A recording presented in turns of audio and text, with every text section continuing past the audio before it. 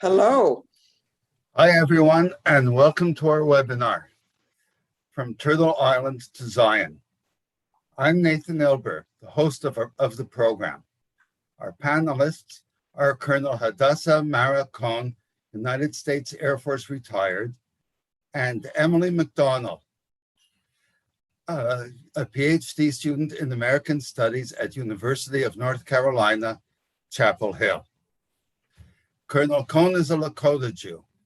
Ms. McDonald, a Navajo Jew. Our moderator is Ateret Violet Shmuel, an artist, writer, human rights activist, and director of Indigenous Bridges. This program is brought to you by the Canadian Institute for Jewish Research, a think tank, along with Indigenous Bridges, an Indigenous Peoples Network. We also welcome the participation of Congregation Beth Zion of Montreal. Our format for this afternoon is that each of the participants will briefly introduce themselves. Emily and Mara will then spend about 40 minutes discussing a range of issues related to Native American, Jewish, Israel ties today. They will then take questions from the viewers. If you have a question, post it in the comments section on YouTube Live, and I will pass it on. We will get to as many as possible. Please reserve the comments section only for questions. If we make it will make them easier to find. We're likely to have trolls infesting the comments. Please don't feed the trolls. The more you respond to or argue with them, the hungrier they'll get and the more they'll post. That's it for housekeeping. And we'll move on to the introductions.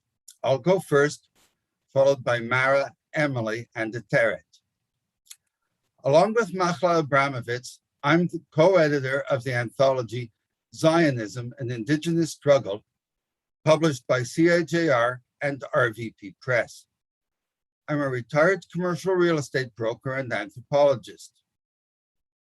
I've worked for the Indians of Quebec Association, Canadian government departments, and was research director of the Labrador Inuit Association. My articles have appeared in religious publications and my short stories in a wide variety of venues. My speculative fiction novel, Quantum Cannibals, available on Amazon, was published a couple of years ago, receiving great reviews. Okay, now that I've tooted my own horn, I happily pass things over to Mara, Emily, and Ateret. My name is Wambly Win, which in English is Eagle Woman. And my Tioshpai is Oyukpe Tioshpai from the land turned under and upside down on the deep north of Oglala, Lakota Reservation, Pine Ridge in South Dakota. And my Tiawe, my immediate family is Hihakasapaluta, Black Elk. And I'm Hadassah Bas Mishael HaKohen. And it's good to see everybody today. And this is going to be fun. Over to you, Miss Emily. Yeah, she Emily McDonald Yinishia, Tuahana Nishla, the Lagana Bashachin, Kuzatlana Dashache, the Lagana Dashanella. My name is Emily, and I am a member of the Navajo Nation. My Navajo clans are the Many Goats and the Near the Water clan, and I'm of European descent. It's so good to be here. Thank you so much for having me. Shalom kulam. Shmi Ateret Violet Shmuel. Hello everybody. My name is Ateret Violet Shmuel.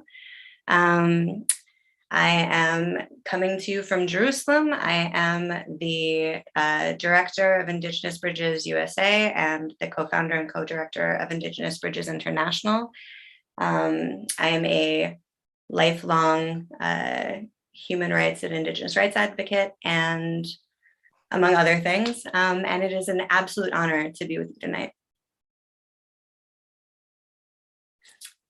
So we have a lot of different things that we want to talk to you about today. But I think that the most important thing that we can do to sort of begin this whole conversation is to sort of define some of the terminology that we use. Because that's where a lot of the conflict comes into it. So how do you guys define Indigenous? First Peoples, the people who we utilize Martinez Cobo, Dr. Martinez Cobo, who was a rapporteur for the UN and was essentially the cultural anthropologist who worked with Indigenous peoples to develop what are called the working standards of how Indigenous peoples define themselves. Indigenous, from a cultural anthropological perspective, is very different than biological perspective. And often those two concepts become confused when you speak of Indigenous. But for an Indigenous people, you must have ties to the first peoples in that land that we know of, those who came first. And we consider ourselves those who have our cultural ties as well as some of the ethnic tie. But the cultural outweighs the ethnic to a very great degree. And we are those who define ourselves. Indigenous peoples define who they are. They do not have other people define them. Emily, what would you have to say? Well, I think you said it beautifully, but I think indigeneity means having a deep connection to the land of your ancestors, tracing your lineage. And whether I look at that from a Native American perspective or a Jewish perspective, I see a direct tie to the land. So whether I'm at home on the reservation or a couple of years ago when I participated in Birthright, I was in a place where I was almost walking through the stories that I'd heard. I was in the place of my ancestors, and the ties that I felt further solidified my bond with the land, whether that was looking at it, from an Israeli perspective or a Native perspective. Isn't it wonderful when you can go back to the land and the stories your beginning stories, your learning stories when you were a child, you have the physical coordinates that they relate to. And you don't have to explain why you do things the way you do them. It always interested me with my first trip to Israel and with having a grandmother that came from Hebron, Mizrach grandmother that came from Hebron. And the story she told me when I was a very small child in Seattle, and the stories about being Jewish and about growing up in Hebron. And suddenly when I went to Israel, I was there and I didn't have to explain why we did certain things for holidays. I didn't have to constantly explain myself. And when I go home to the reservation, I don't have to, it takes me about 2-3 weeks maybe to really get back full immersion, speaking my language. And you begin to think Indian again. And you relate to your land that way. So can we just talk about the definition of indigeneity again, especially Cobo's definition, because that, as an organization, Indigenous Bridges sort of holds by a modified version of that, which is a people who have an ethnogenesis from within a specific land space, who have continuous historical ties to that land that predate colonial contact. Yes.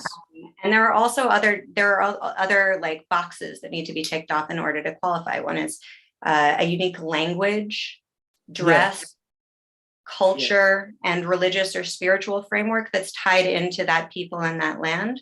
But there's a very problematic cause in the UN definition of indigeneity, which some people speculate was actually put there to disqualify Jews from this definition, which is that they need to not, that like basically once an Indigenous people regain sovereignty, that they no longer are Indigenous.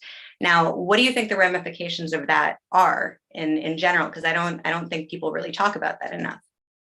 Well, I happen to know for a fact because my cousin Charlotte Black Elk was part of the UNDRIP writing team. And that was definitely a later addition, that because suddenly if When the Oshete Shakowin, the 7 council fires of the Lakota, actually gained control of their treaty lands as defined in the Fort Laramie treaties. Whenever that happens and they're suddenly fully sovereign again,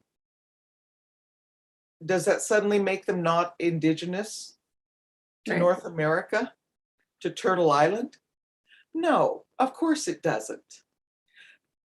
If the Assyrians had gained, or the Kurds had gained control of their ancestral homeland, had the League of Nations bothered to do that and mandated them as a people there in their ancestral homelands, would they suddenly have not become indigenous because of borders? I Right. don't think so. What do you think, Emily? Will Navajo Nation lose its native and indigenous status if it becomes sovereign? I don't think so. I think that when we use the word indigenous or talk about indigeneity, it's to assert that we have a distinct relationship that also is related to colonization. So when you look historically, Navajo people didn't say, oh, I'm indigenous. We were just Navajo. And it's the same when you talk about the Jews in Israel. You know, they didn't say, I'm indigenous to the land of Israel. I'm just Jewish and I'm in my homeland. And so a lot of the conversation, unfortunately, is spoken and seen like through the lens of the colonizer. And so part of reclaiming indigeneity is taking it back and asserting that not only are we going to fight to regain our rights, we're entitled to these rights. We have always had these rights, but we're being denied those rights by a person in position of higher power. Right. And in my experience, at least, I feel like the aspiration of all indigenous tribal nations is ultimately sovereignty. So I think it's a very problematic clause that's in this definition, and one that people don't really talk about. And it was a later addition to what was initially submitted. Right. Do you think, so we also spoke briefly about the like religious or spiritual piece of indigeneity. It's interesting because the Jews people are very confused about what Jews are, right? Or is it a race? Is it an ethnicity? Is it a nationality? Is it a religion? And one of the interesting things is that it's an ethno-religious group, and other ethno-religious groups exist, but people don't talk about it like that. Do you see, Mara, do you see the Lakota as being an ethno-religious group as well? No, we are a tribe. We have numerous religions amongst us, but we are a tribe. We do have a traditional spirituality, a very strong one. There are protocols, ceremonies, so forth and so on. But whether you are observant or not, you're still Lakota, but it is purely a tribe. And we are very exogamous. Our people always, if they weren't raiding for their first wives, the fact of it is we brought in people. We were not clan people. And I understand that the Navajo are, but we never had clans. We are what are called Tioshpai. Our extended family structure was different organizationally than a clan. And we would, to put it bluntly, we would marry almost anybody who was tough enough to handle us. But that's who we were. And as the protector of the Black Hills, which was the center of Lakota creation, the ethnogenesis story when we became Lakota was when our ancestors came out of Wind Cave in the Pahasapa, the Black Hills. And before that, we were something else. But to be Jewish, that's an ethno-religious piece from the very beginning, because of course there were tribes, there were the Hebrew tribes, but when Hebrews or the Habiru, the dusty ones, morphed into being Jews at Sinai, which is where the ethnogenesis of the Jewish people happened, that was a mixed multitude who came in and became Israelites. based in the Hebrew ancestry that ties all the way back to the Natufians, who were the first peoples there on the Levant. And being an ethno-religious group, it is a different turn than just going and becoming an empire people. And yes, there's still a lot of the tribal elements for Jews that come from the Hebrew tribes. But Jews are an ethno-religious people, as are Zoroastrians and Druze and Yazidi and Mandians, who happen to be Christian, by the way. So there are numerous, and almost all of them, except the Druze, are very ancient. They're ancient peoples. Emily, how do you relate this to the Diné? I would say it's similar to what Mara said, where as a Navajo nation, we are a tribe, and there are clear definitions for what makes someone Navajo, regardless of whether you're observant or not. Whereas in Judaism, if you want to be Jewish and you weren't born Jewish, you can convert to Judaism, but you can't, convert to being Navajo, so to speak. Whereas we Lakota, we actually can convert. Our adoption ceremony is one of our 7 great ceremonies, and I actually have to liken it very much to Jewish conversion. In fact, I think of Jewish conversion as being an adoption ceremony.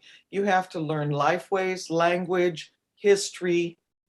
You have to become this. And because Jews, as an ethno-religious people, are endogamous, they in-marry, and that's a cultural tradition. To become Jewish, which is perfectly acceptable and a very good source of new genetics, which is always good. Inbreeding is not always the best of things for humans. But having that ethno-religious piece, it is based in who Jews are.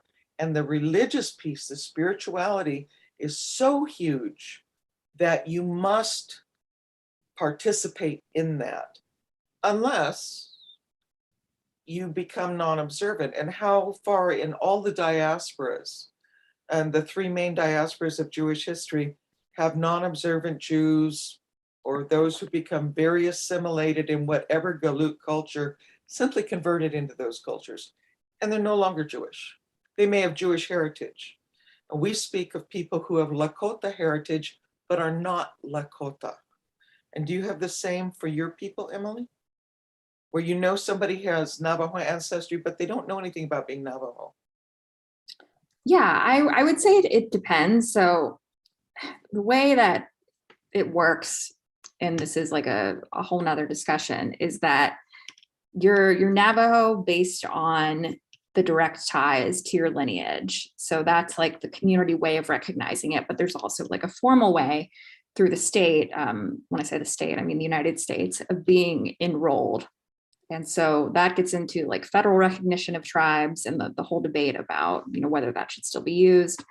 But within the community structure, it's, do you have ties to the community? It doesn't matter if you were raised on the reservation or not, but do you have an understanding of the culture, of your heritage, of the people that came before you? It's not enough to simply just say, I'm Navajo. Like it's a privilege to be able to say, like, I'm Indigenous.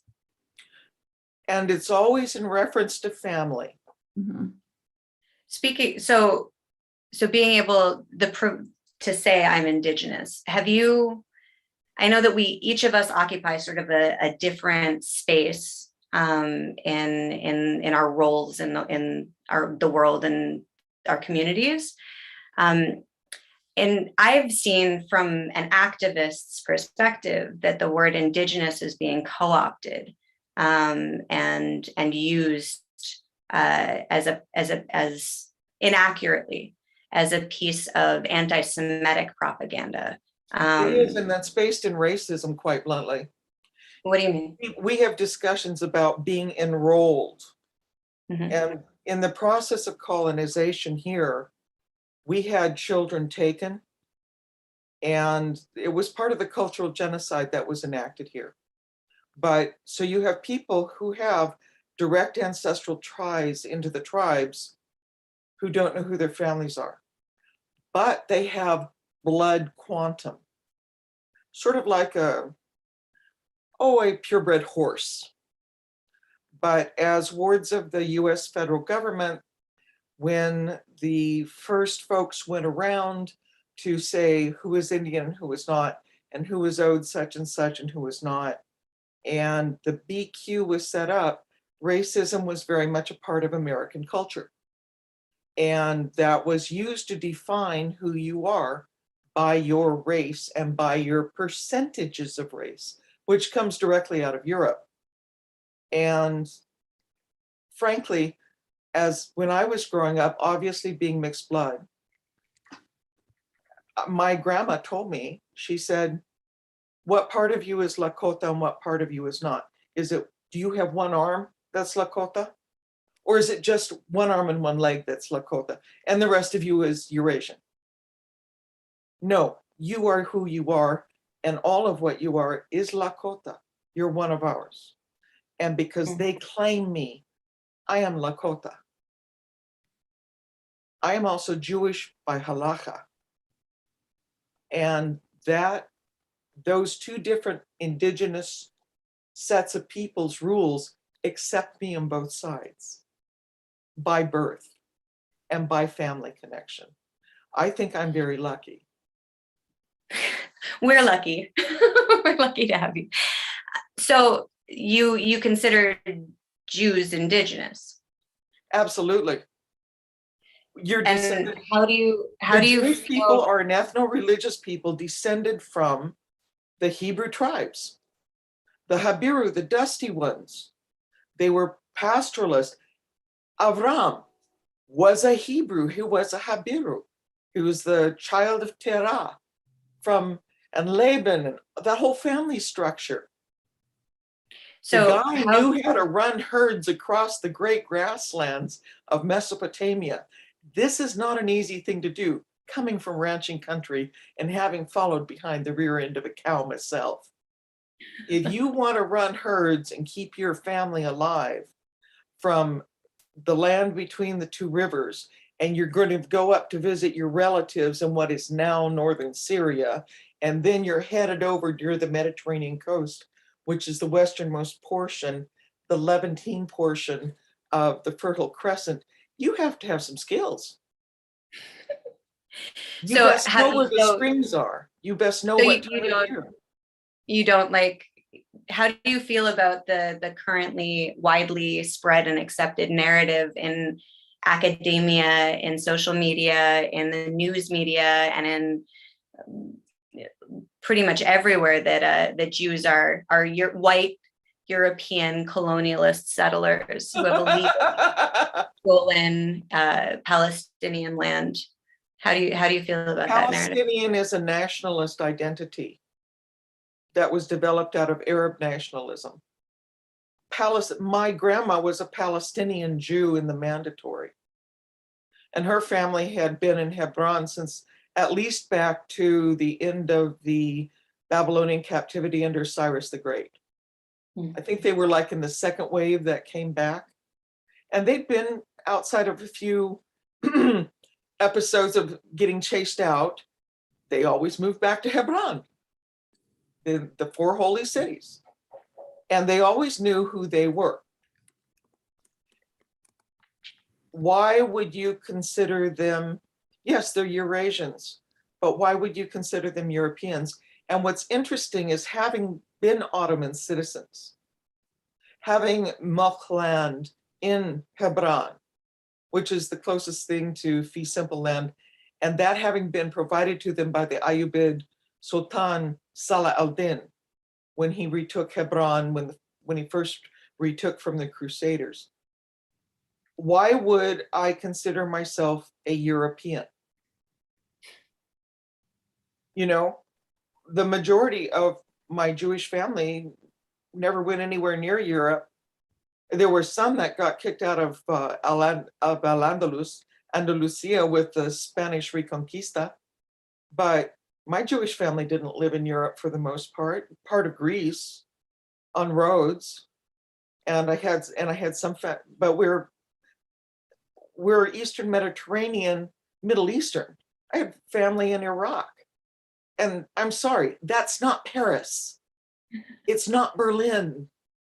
But Jews who were taken by the Romans, who were Europeans, remember, we were a Roman province after the Romans conquered Judea, and they frog marched the Jewish elites who would rebel against them for the third time, which the Bar Kokhba rebellion was in 135 Common Era.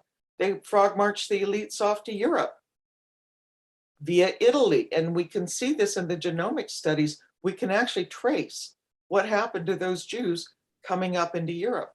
And when they were manumitted from slavery to the legions, they were one of the few groups never allowed. And that was found in the Augsburg. Augsburg was the Roman Empire, Germania, their province of Germania, the administrative center. And Jews in Europe were not allowed after manumission to return to their homeland because, quite frankly, the Romans didn't want anything happening on their buffer with the Parthian Empire. Well, and it's right, and it's also the Romans who renamed the land Syrio-Palestine and Palestine. Yeah, it was one of their provinces. It was a very rich province, but all the peon Jews, like my ancestors, got left there to farm and pay taxes. Romans like taxes. But so, again, you have to remember the Ashkenaz diaspora, the Mizrach, the Eastern, the Sephardim across North Africa and to Iberia. It makes no difference. You are either Jewish and indigenous or you're not. And up until Napoleon changed the laws in Europe and gave Jews, the ethno-religious people known as Jews in Europe, an actual legal position aside from being owned by the aristocracy of both the church and the nobility. Jews had no legal standing in Europe. They had no place in feudal Europe. They were their own communities, and they kept their culture, and they kept their ethno-religious identity. It doesn't matter how long you are away from your land. If you keep your culture and you uphold it, that's who you are. Napoleon said, okay, now I'm going to be a good French Republic and say, you have to divide your religion, but I'll give you citizenship. And many Jews took that. They also ended up with last names because of it, because that was another one of the Napoleonic rules that were given. And out of that came the Haskalah, the Western Jewish Enlightenment. Now Jews had access to European institutions they never had before. But Jews who are Jews and meet the requirements of halakha, no matter the diaspora, are indigenous to the ancestral homeland. And I don't see why that is such a hard concept to get. So we've seen that, but the idea of indigeneity has been sort of co-opted by Arabs who have come to the land, which, from a historical perspective is really interesting because the pan-Arab colonialist entity is still one of the greatest colonialist empires in the world. And we see that through language, right? Like Arabic is one of the biggest colonialist languages that we have. And so to have English, Spanish, Arabic. And to have that that term and the terminology that is that's very packed with meaning for so many people be co-opted by a piece of a colonialist empire, I think is really it's frightening, actually, because it's such an integral part of the current anti-Semitic narratives and blood libel, which are becoming more and more and more commonplace and popular within social media, within the news, and also within academia. A few months ago, when the conflicts sort of erupted in the Middle East, there was a lot of really terrifying stuff happening in academia. And Emily, I think you had a pretty direct brush with that when we were putting together a statement, no? Yeah, absolutely. So part of the problem in academia is that I've encountered a lot of people that are exclusively one side or the other. And a lot of the Native academics that I encountered on Twitter are exclusively anti-Israel. And so people were going so as far to say as there should be a list of all the Native academics who are pro-Israel, who don't come out in support of Palestine or in any, whatever the metric is that I have to meet. And as someone who is in the academy and hopes to make a career in the academy, it's really terrifying thinking that my safety, my life could be threatened because I, have been to Israel and I support Israel. And I'm wondering, what is the place for not just me as a Native Jewish academic but anyone who expresses a pro-Israel opinion? And we've seen that on college campuses, how there are students doing protests against Israeli speakers coming in or IDF soldiers coming in, not just, where I'm at now, but across the country. And as a place that is supposed to encourage free speech and dissent, we're not seeing that. I think I've seen even more than that, which is that the universities are voting to defund things like Hillel, which is not Zionist at all, but just a Jewish institution that provides Jewish students with Jewish things like kosher food. So it's become even more than just anti-Zionist on the face of it. It's very much become openly hostile towards Jewish students. If Yeah, I can share something here, I was sort of in at the beginning of it, going to university in the 1970s. We allowed, here in the United States, our great institutions allowed many chairs to be essentially bought.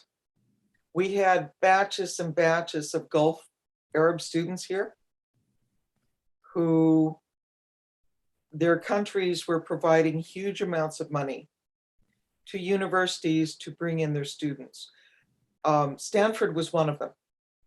And they funded chairmanships and large chunks of schools. You see it at Harvard, you see it at Columbia especially, where Edward Said took hold. But what we have is we have the combination of two colonialist cultures. We have the combination of the Euro-acculturated Jew hate, which was institutionalized by the two great institutions in European culture throughout, from Rome, Roman Empire, Holy Roman Empire, right up until the 20th century. And you can Napoleon changed laws, but you can't change acculturation of people without really doing some severe manipulation of their culture. And I'm sorry, even all the blood of the Holocaust could not and hasn't washed out the Euro-acculturated Jew hate of the last 1800 years. It simply hasn't. It is now just met up with the Arab nationalist and Islamist supremacist Jew hate. Being demi, and it's something that really needs to be discussed. The demi laws that were instituted 638 when the Roman bishop Sophronius said, okay, Caliph Umar, the second caliph of the Rashidun after the prophet, the Levant is yours. And he took off back to Constantinople. So the East Romans gave it up, and bingo, you now had this new, very vibrant, very militant, proselytizing universalist religion that was spreading and spread very quickly. If you look at the Arab conquest and colonizations right through the 700s Common Era, it's phenomenal how fast they move. They're very effective. And that's how within 200 years, Al-Islam ruled from the Iberian Peninsula. In fact, they got to within 20 miles of Paris before they were finally stopped. But from the Iberian Peninsula all the way to the Punjab, Al-Islam, within 200 years. Do you see a similarity between the spread of Islam in the Middle East and North Africa and the Arabization of the Middle East and North Africa and the European colonialism of the Americas? Absolutely. Because they were universalist concepts. And I'm not going to pick on either religion. Your faith is your faith, it's your own business. Jews are a particularist people because we're an ethno-religious group. Ethno-religious groups tend to be particularist peoples. We don't need to have everybody become us. Universalist groups do, and they tend to militantly push their way. They want everybody to become them. And I don't just say al-Islam and Christianity, but I also say other ideologies like leftist socialism and communism. They're very much universalist ideologies, and they do not tolerate dissent. And for both Christianity and al-Islam, the literalists of either faith do not tolerate dissent either. Now, there was the Reformation in Europe in Christianity, which opened the door to maybe thinking we don't have to use Roman state church empire as our only role model. We can actually have our faith as our role model. And we know this has changed things. But within Christianity, there was always the thing of render unto Caesars, given by their great teacher. So there was room for a separation of church and state. There is no such thing in Islamic faith. A caliph will always be, or a sultan will always be, both a religious and a political leader. And that's one of the complications we have with that. But the biggest thing from my perspective is we have universalist proselytizing, whether you're a communist, a socialist, some of the Christians and some of the Muslims, especially the extremist literalists. And they don't allow particularist peoples to just be who they are. Mhm. Never have. And they have become, the religions themselves become a weapon by those who seek power. And they always have. And it happened here. Emily, in what do you America. have? I'd like to go back to, the discussion about the academy. So Yeah. there's this double standard that exists. So on the one end, I have people saying that just because you're Jewish doesn't mean you have a claim to Israel. Yet I also have people who, when they find out I'm Jewish, they ask me, how do I feel about Israel? And also this double standard that as someone who has been to Israel and will continue to go to Israel throughout my lifetime, God willing, in December, I'm expected to endorse every politician in every political decision. But when you have people, in the United States or anywhere else talk about, their homelands or where they reside, they say, no, just because I love my country, it doesn't mean that I have to support the politicians or policy decisions.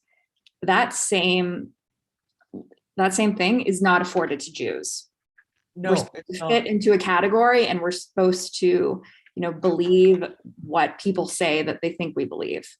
And that's just not the case. And part of that is because there isn't enough discussion between people about what it means to support Israel. In many cases, I found that when, you say, oh, I've been to Israel, like whether I'm wearing like my birthright t-shirt on campus or just in conversation, it's a conversation stopper for people. Yes. One of the things that I found to be really interesting in the world of like academia and activism, which are the spaces that I tend to occupy, is that there's this really interesting projection of, from my lens, which is, like United States activism and academia, is this projection of all of the issues and conflicts that exist within the United States that happen to be pretty unique, being projected onto a situation on the other side of the planet that doesn't have any of the same paradigms, right? So that I've been told that Jews are all white. Not even how many years after the Holocaust are we? When we were just killed en masse for not being white Europeans. Now we are white Europeans, and that we're colonialists, and that we're foreigners. When it's very interesting that the And that difference. is such a racist perspective. It is Right. so racist.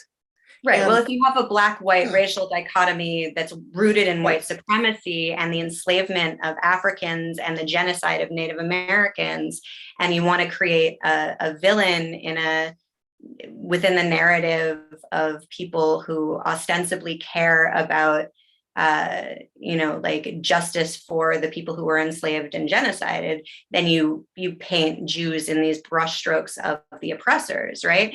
I see all the time in the activist communities that I'm a part of, people claiming the Jews uphold white supremacy and were responsible for the slave trade and things that are absolutely factually complete.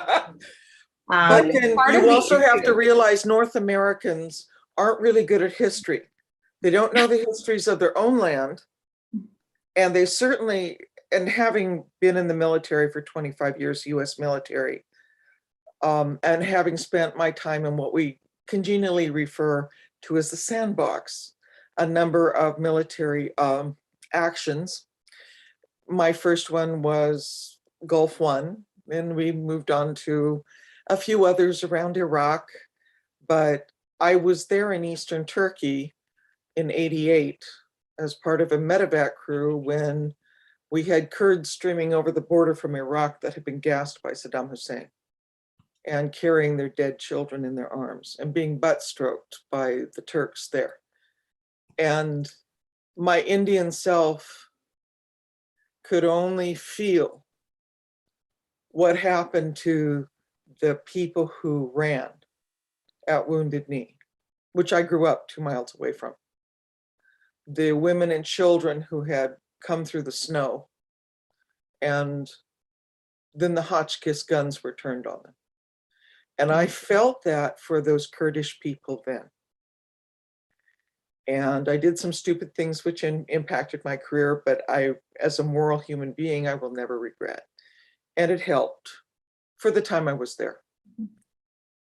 But here in the United States, there is such huge ignorance as to what the indigenous people here are. For one thing, pan-Indianism. If I see somebody who should be wearing a cedar hat and expressing, yeah, I'm an Amerindian, an American Indian. But first and foremost, and I prefer it, refer to me by my tribe. I'm Lakota. Because I sure as shoot am not Salish. I'm not a fish eater who lives in the Northwest. And I'm not a farmer who's Salaji, Cherokee. My people are from the deep north, the North Plains. And we were a warrior people and our warrior ethos. My group of Lakota, the Oglala, and Oglala means scatters their own. We were never farmers. We were always hunter-gatherers and warriors. You always wanted us on your side in a fight. The other council fires of the 7 council fires, they were all noted for something, but the Oglala, we were fighters. And in fact, it's one of the reasons the federal government still prohibits us from having any armed groups on the reservation. We were not allowed to have Boy Scouts on the reservation because we were not to have any military societies at all, because we were a military society. But other Indians have other experience, and that's part of the indigenous experience, is land makes the people. And where Emily's folks are spread, they're a DNA up in Canada. And I understand you still have language in common, there are still vocabulary words in common, and yet your folks are from the Southwest. But your people are adapted to the land they live in, and the land they live in feeds them, is part of them, and your sacred spaces are there. The same for the Lakota, and the same for the Jews. Mara, So- I hate to cut you. I hate Yeah, to cut go you off. ahead. We're running out of time, and I Sorry. just wanted to let any of our viewers know that if they have any questions, that they're welcome to put them in the comment section of the YouTube video, and we will hopefully have some time to address at least a few of them before we end. Yeah, May, So- may I state one more thing? I would really appreciate young American Jews to actually learn something more about being Jewish and their history in the Middle East, because I meet a lot of young American Jews, because I also teach. I meet a lot of young American Jews who are very Euro assimilated, and they have forgotten who they are. And one of the things I know about young Native Americans, young Indians here, and I've related to a number of them, and they've all educated and gone off to universities. And I mark them as being very Euro assimilated based on how anti-Jewish their speaking is, because they have adopted European attitudes about Jews. Emily, do you see that also in academia? Within my own experience, I have seen some cases, and a lot of that is tied to anti-Israeli sentiment. Yes.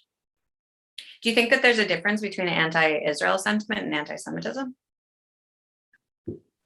I honestly don't know. I think that you can be critical of Israeli politicians and Israeli policies without being anti-Semitic, but unfortunately, a lot of those things are intertwined, at least within American discourse. You cannot, from my perspective, you cannot be you are anti-Semitic if you're just straight out anti-Israel, because Israel, that's the ancestral homeland of the Jews, and that's based in the Abrahamic covenanting, which defined the relationship between the deity, the peoples, and the land. And that's a core foundational piece to being a member of the people, the ethno-religious group known as Jews, and has profound impacts and profound effects throughout Jewish history. So the question being then, if you are anti-Israel, which is all based in that relationship with the land that comes from the Abrahamic covenant, how can you not be anti-Semitic, anti-Jewish?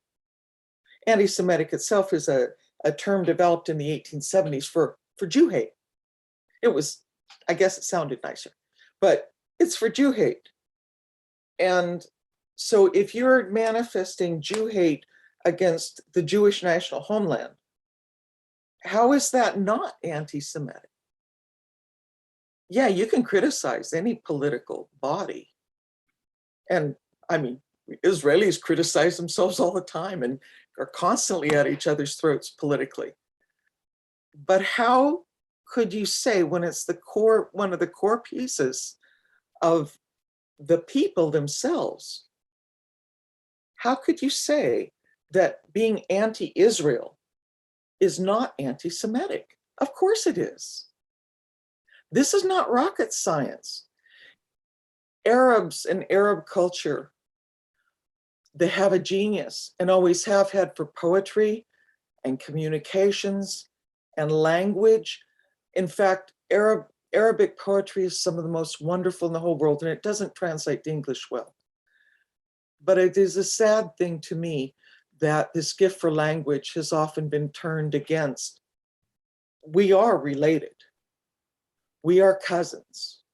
We're all Middle Eastern peoples. So we've covered quite a bit, I think. One of the things that I see come up also in a lot of anti-Israel sentiment is a lot of false narratives about things that are factually inaccurate. A lot of accusations of things that are criticism, that are sort of like sold as criticisms of Israel, that are things that are simply just not happening. Like every couple months, I see somebody talking about the dam that they blew up in Gaza, I believe. There's no dam. There's no dam. That just doesn't exist. And so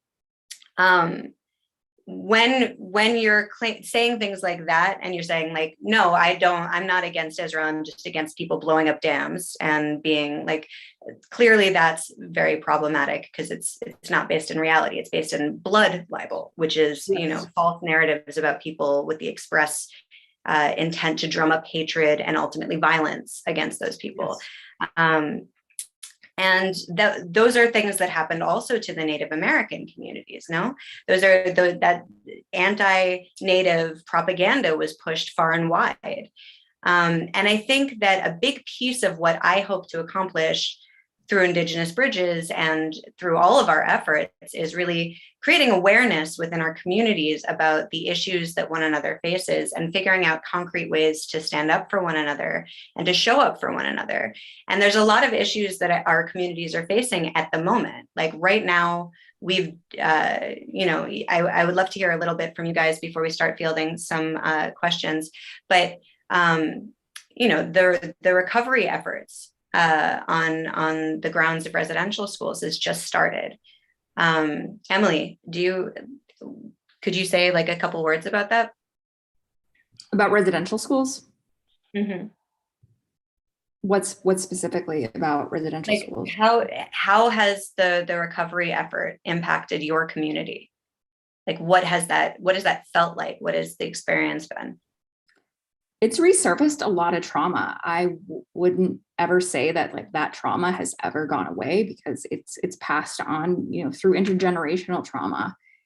And for my community, particularly where there was a boarding school in operation, it's brought up a lot of pain and emotions that people who either didn't have the tools to deal with are forced to confront their experiences now. And so there's a lot of support, not just within my community, but within the pan-Indigenous community in the United States, to help people get the resources that they need to process their trauma, and also to retrieve as many bodies of children, who died at these schools, who were essentially murdered at these schools, to give them a proper burial in accordance with their traditions. Which is where the genetics testing is now coming in. So we can determine who's related to whom. Mm. But the little bodies, my great-grandma Della was at a boarding school called Carlisle in Pennsylvania, and they had taken Indian children from as far away as the northwestern United States, and stuck them there. Carlisle Barracks, if you go there though, you see welded to the wall, it was an army barracks, but welded to the wall are child-sized handcuffs where they used to put the Indian children who misbehaved. And they're just now clearing many of the graveyards so that those young ones can come home and be buried in their own land. And given that what Ben Black Elk and Della experienced at Carlisle, Nicholas Black Elk decided to say, we'll take the Catholics who will own our reservation and to educate and civilize us. And so the boarding schools were on the reservation. And there were still deaths, and children were still taken. And over on the Sishangu Reservation, Rosebud, out back of Mission, my generation was really the last one to go to the residential schools. And that's one of the reasons my mom, who was very political, got me off reservation and we reload to the West Coast. Didn't the last taken. When was the last school closed? I thought it was 1996. It is, but mine was the last one where children were actually ripped from their families, taken, where the tribal police would come and actually take the child and turn them over to the priests. And they lived in the residential school. I mean, some people, it's been argued that there is still like something along those lines is still happening through Child Protective Service and the forced removal. It is. In South Dakota, it's very, very obvious because of the amounts of money. It's an industry now. But over the Sishangu Reservation, out back of Mission, which is a little village there on the reservation, we have what is called priest walk. And boys from my generation who were altar boys were taken out and molested. The Osheta-Shakawa and the Lakota tribes sued the Archbishopric of Denver and we bankrupted them because they knowingly were sending pedophiles to our reservations. And we had no power. They had the power. And this is the cultural colonization and cultural genocide, which, as Emily speaks about generational trauma, I was very lucky. My Eurasian family loved me and was good to me. A lot of people's weren't. I had a bridge into dominant culture most Indian kids didn't have, and not of my generation didn't have. And the trauma still impacts me. And the night before she died, you know what? It was the first time she ever told me about her own residential school experience. My mother. And she passed in her sleep that night. But it was the first time in her whole life she could communicate to me what had happened to her at that school. And this happened to generations of Indian children. And Emily is right. We're still dealing with a lot of generational trauma, just as there's a lot of generational trauma for Jewish folks from the Holocaust. Does it ever go away is the question. Does it ever go away? We survive it, but does it ever completely go away? And I think that's a commonality that both Jews and the tribes here have.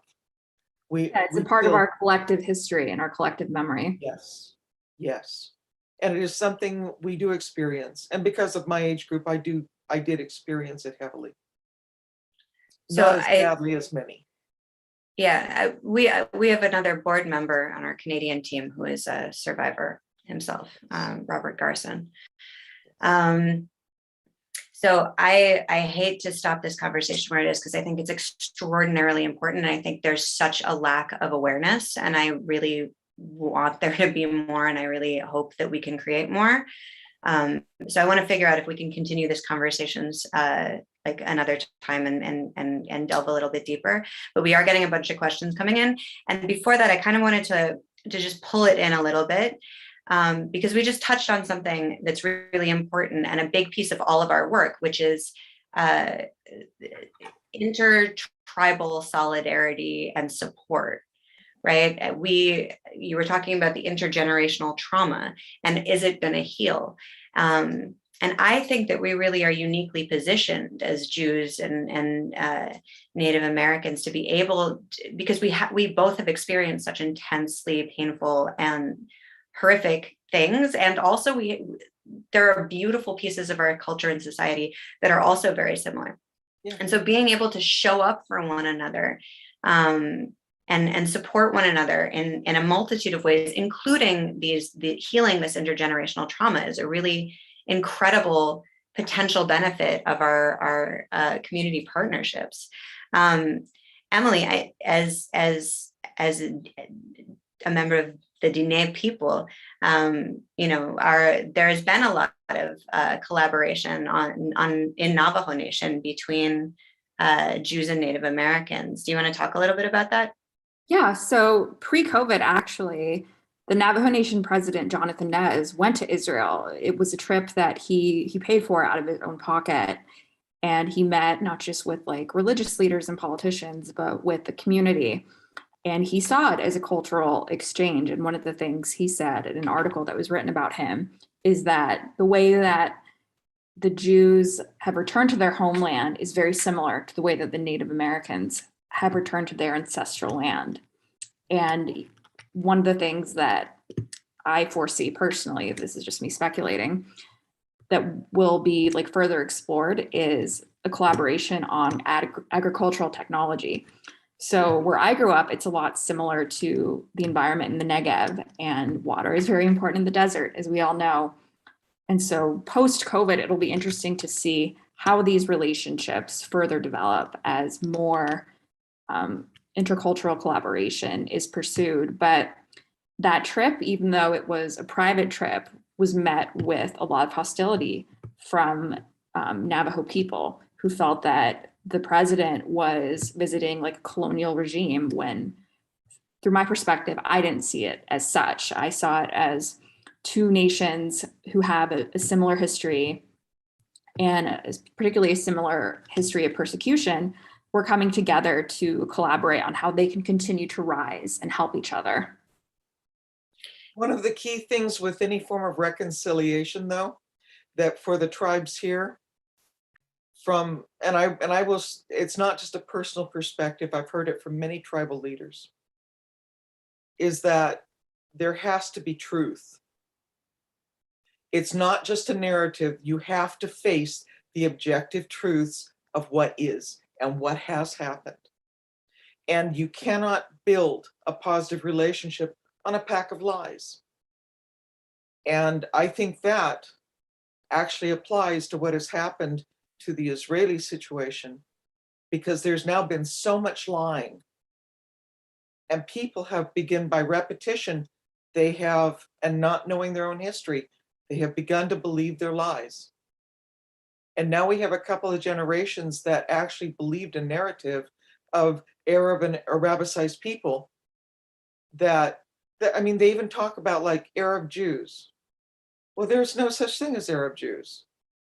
Jews were demi, and just like my great-great-grandfather would have to crawl across on his knees in the Shulchan Hebron with the jizya upraised in his hands to the local imam, and then get hit in the face with a shoe to remind him. And he couldn't ride a horse. Demi law is Jim Crow law. So we're Jews, and that's good. And we are Arabs, that's good. We are Kurds, that's good. We are Diné, we are Lakota. It's okay to be who you are, but you don't have to lie about your history and pretend you're something you're not. You are who you are. And Hashem made that, and whatever you believe made you who you are. Accept it, enjoy it. Because every people has a genius. And it's a lot better when we can do some mix and matching in my book, which is what Indigenous Bridges is about, which is one of the things I love about that organization. Well, we managed to do some really important stuff during COVID for both Navajo Nation and the Oglala Lakota. Both communities were hit pretty hard by COVID, and thank God we were able to round up quite a bit of. Basically, we've been sending out all of our funding in PPE, emergency medical relief, water. We sent out a bunch of water and baby formula was what was requested by Pine Ridge and the Oglala Lakota Sioux Nation, and Navajo Nation, whom I've worked with for a long time, and actually got there was a nasty article written about when we were invited to go speak a few years ago. I think it was 2018. Maybe 19. I don't remember exactly, but we went out and we met with the government, and we met with the people, and we met with the farmers, and it became very clear to us that the Navajo Nation, 30% of Navajo Nation doesn't have any water at all. This is like a very common thing on reservations and Native communities across the continent, and so one of Ryan Belarus actually was working on a pet project for a long time to partner with WaterGen to get WaterGen out to reservation communities. I remember that. And Baruch Hashem, we reached out to a few people, including Stand With Us, and we have gotten our first WaterGen, which pulls clean drinking water out of the air through a system of bamboo osmosis. Our first the first WaterGen generator is now in Navajo Nation. So there's some amazing things in the work. We have a lot of stuff coming up actually with Indigenous Bridges in the next few months and year. Including a lot of tours and exchange programs and agricultural exchange and economic sufficiency and exchange and political events. But I want to at least address 3 questions. We got 3 really awesome questions. The first one is for Emily and Mara. How do you feel like there are contradictions between your 2 identities, and how do you handle that? I personally don't see any contradictions. It's like what Mara said, where, she was asked, like, what part of you is Lakota? I feel the most complete when I am able to, connect with both of my identities, whether that is through something like Shabbat or really anything else. I am not 50% Jewish, 50% Navajo. Like, I am 100% Navajo and 100% Jewish at all times. Exactly. And the fact of it is, for instance, in the 7 great ceremonies of the Lakota, there are some I cannot do. The ones where there is bloodletting, and then there is one where there is the calling in the spirit. And I'm the rare Lakota who comes from a traditional family, and I don't eat dog meat because the dog ceremony is one of the ceremonies, and the protocols are very specific. But you don't Sundance unless you're called to it anyway. That vowing to take the pain from humanity and all creation, not everybody's called to it anyway. Crazy Horse wasn't. He was never a Sundancer. So these are things you leave, you do the discipline, but there are certain things I can't do because I'm Jewish in terms of Lakota ceremony.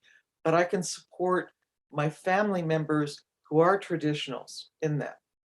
And I do. So I cook at encampments for Sundance. I can cook for 300 and have. So the thing is, whereas I may not participate in certain aspects of the culture, I'm very well aware of them and I support my family in them. I am Jewish. I do not take strips of flesh as flesh offerings during ceremony. There are certain things I just don't traditionally do.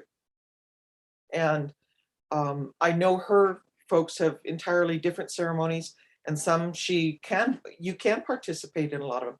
I can sweat.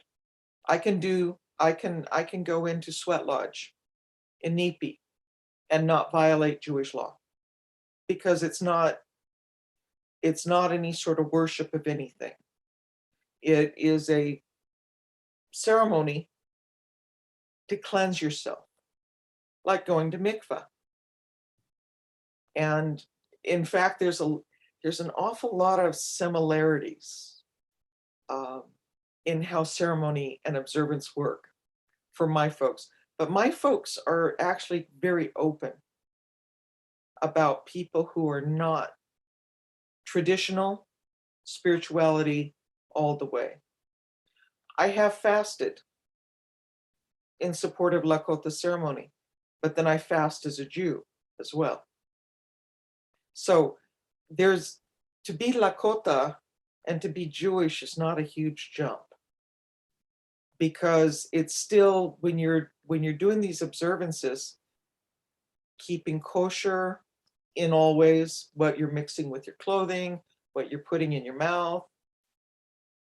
Lakota have very similar things. And it strikes me, and my almost rabbi up there, Nathan, you can correct me, but it's about bringing a sense of sacred into the acts of everyday living. And that's a very Lakota approach to life. It's also a very Jewish approach to life. Love that. Yeah, the approach that I also look through it as is, being Navajo and Jewish, it's a lifestyle. It's how I carry myself in my day-to-day life. It informs my perspective and how I interact with people and how I treat people and what I eat or what I don't eat, things like that. So it really encompasses every facet of my life. Yes, it does. And the jump, like when I went to Israel when I was 16, it was not hard. It was, I met my great uncles, my grandma's brothers who were living in northern Israel and farming there. And I was an ag volunteer, and it was 1973. And I didn't feel this was any big difference, because you're doing the same sorts of things. And it struck me as for the same reasons. And again, that's about bringing the sacred into the acts of everyday life. That is a fulfillment of the great balance of promises. And that works. The great lawgiver of the Lakota is a woman, white buffalo calf woman. She brought pipe ceremony, which tied everything together. It's not a lot different than when Mosaic law was given for the fulfillment of Abrahamic covenant. It's how people react in their way. But it wasn't a huge jump for me. The biggest jump for me was people's not realizing that there were still Indians alive. Which Because brings when us I went to to Israel, our, there were a lot of people who didn't realize there were still American Indians alive. right, and that brings us to our second question, which is actually really interesting. So very briefly, because we're really running out of time, unfortunately, is how can we make Native Americans in the US and also Canada issues as visible among Americans in general as other minorities, such as Blacks in their respect. And I think I would say that's one for Emily. I think she froze. So I would say, assuming I understood the full scope of the question, is that, you know, in events like this, the Jewish community needs to invite and include Native Americans. We are so often ignored in the public discourse. We advocate for ourselves, but people like what you experienced, Mara, people don't realize that we're still here. And so people look at us, you know, when we're walking down the street or wherever, and they think that we're a part of whatever ethnic group that they want to attach to our identities. And the Jewish community needs to include us in public outreach efforts. In Western South Dakota, we are very lucky in that the Edelstein family has always been working relatively closely with the Oshete Shakawan, the 7 council fires of the Great Sioux Nation. And Stan Edelstein was a political figure, but his family, who have been there since the gold rush into the Black Hills, they were one of the few groups of white people who were decent to us. The Jews, there was actually a fairly active Jewish community there in the Pahasapa in the Black Hills. Deadwood specifically, that were actually pretty good to Indians. Because remember, it was only about 15 years ago that the state laws changed so that a landowner was not allowed to shoot 2 or more Indians walking together across their land. Because there was still a lot of I grew up with Jim Crow against Indians, but Stan Edelstein did a whole lot and has done a whole lot to build those relationships. But such as he in Indian country were in very few and far between. Mm. And I know there were certain Jews who had trade relationships and set up trading posts with Dene people and dealt with Dene people. But today, most Jews, most Jewish culture is on the coasts and city. And most of the big Indian tribes don't have big cities, and they're in the center part of the country. So you have this big rural city divide that is a real challenge when we're looking at Indian and Jewish relationships. For most part, most of us aren't city people. So I'm going to move to the third question. I'm sorry I disappeared there for a second, but you know, Middle Eastern internet. So the third question is, what advice would you give to a fellow Indie Jew who gets scrutiny or no support at all from their cohort because they know the truth and couldn't possibly adopt the anti-Zionist narrative? Keep in mind, I'll say from my perspective, keep in mind that I'm an Oglala. And our outlook is, well, go suck eggs if you don't like me. That's your problem. Because we Oglala are that way. We pray for humility.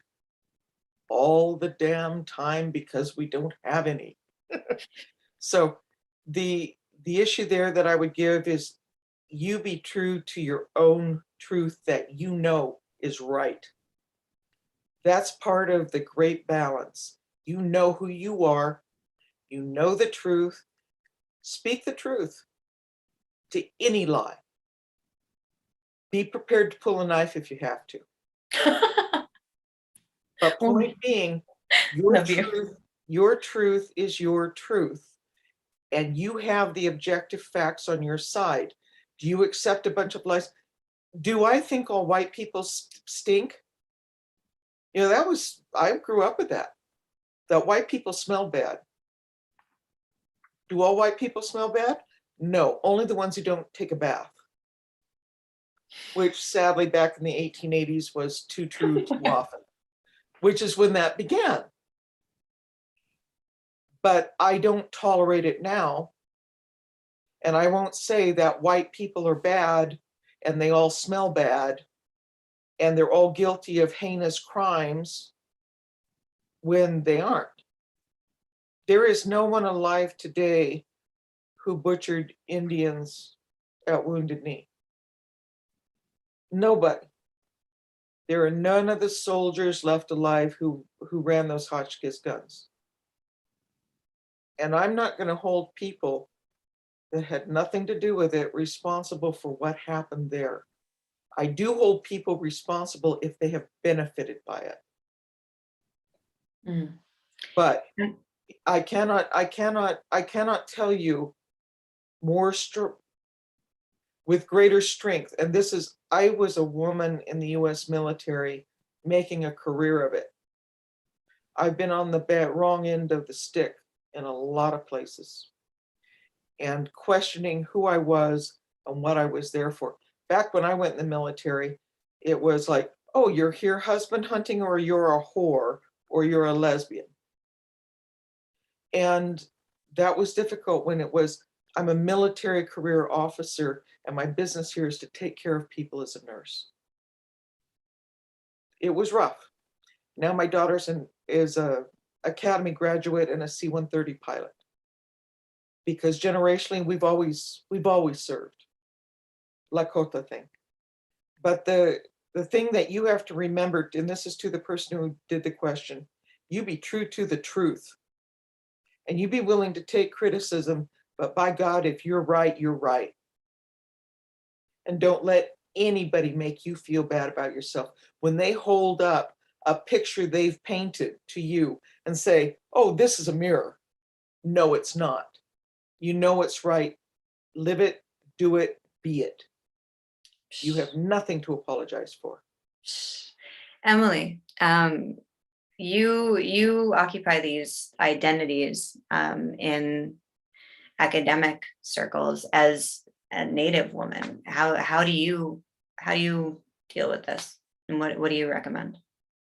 For me, honestly, what has been so helpful is building connections, not just with the Jewish community on campus, but in the area in which I live. And, because of COVID, where we're all on Zoom and so connected, building allies within that space that will also back me up when I'm talking about something, who will engage with other people in the community who may not have access to someone. Part of the issue, I think, is that, at least for me, I've met people who are so critical of Israel, but they've never talked to an Israeli. And so being able to say, hey, I have a lot of friends that are Israeli. I think a lot of what you're saying is inaccurate. Let's have a conversation, like a civil conversation, not name calling, not in this, hostile environment that discussion has unfortunately resulted in most spaces. But I think that trying to build connections between the two communities is what is going to help dispel a lot of the myths about Jews in the academy.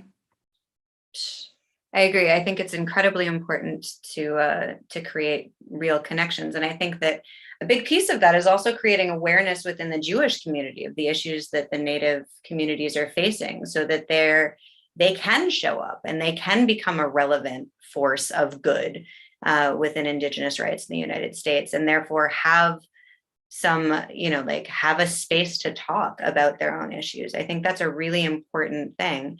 And I think that there's so much overlap and there's so much potential for so much good and healing and collaboration in so many different facets of our lives by creating these partnerships and working together for the greater good of all of our people and Indigenous peoples around the world. So here's to a brighter future.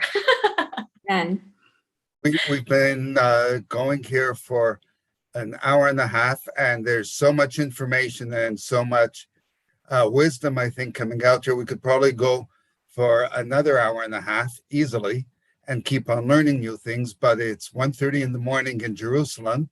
It is. And Sweetie. I know that people have other plans and other things they may have to do.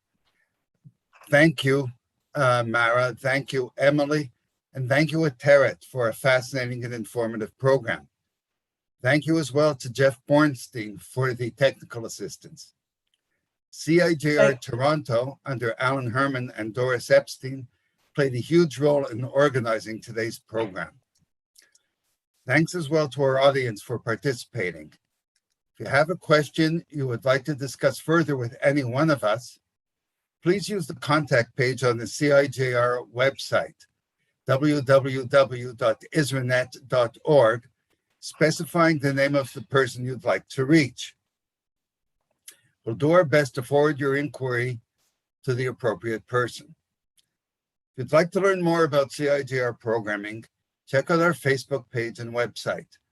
On the latter, you can sign up for our daily briefings to receive topical insights, insightful essays and articles. Stay tuned for future webinars relating to the book, Zionism and Indigenous Struggle. Teret has told you something about Indigenous Bridges. Check out their website for more information about this active and groundbreaking organization. Can I plug us real quick? Sure, I'd like everybody to say the final goodbye. Just really quick, and then everybody say your final goodbye.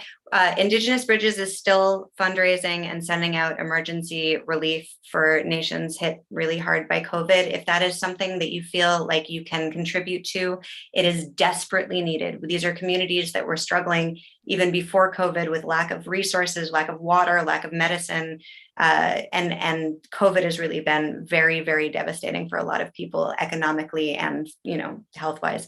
So if you can help, please consider donating to indigenousbridges.com.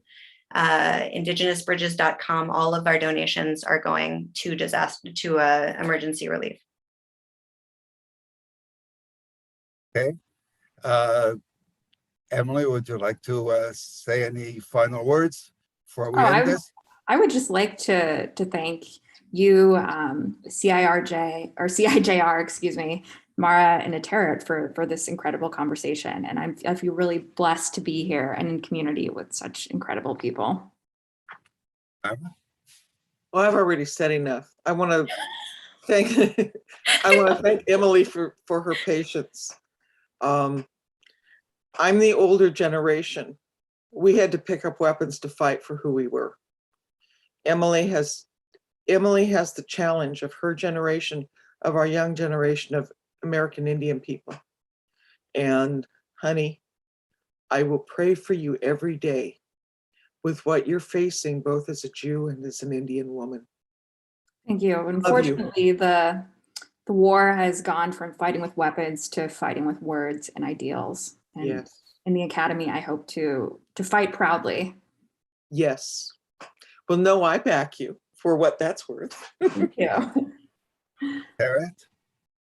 I just want to, it has been such an honor. It's such an honor working with these two incredible women and all of the people that we work with. And on behalf of myself and Indigenous Bridges, thank you to everybody who tuned in and check us out and contact us if you want to get involved. From Jerusalem, Montreal, Chapel Hill, North Carolina, and Seattle, good night, good